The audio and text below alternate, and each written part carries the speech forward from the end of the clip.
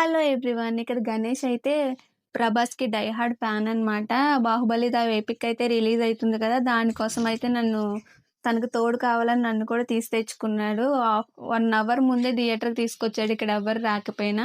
ఇంకా మేము దానికంటే ముందే బిర్యానీ, చికెన్ కర్రీ తినేసి రెడీ అయిపోయి థియేటర్‌కైతే వచ్చామనమాట.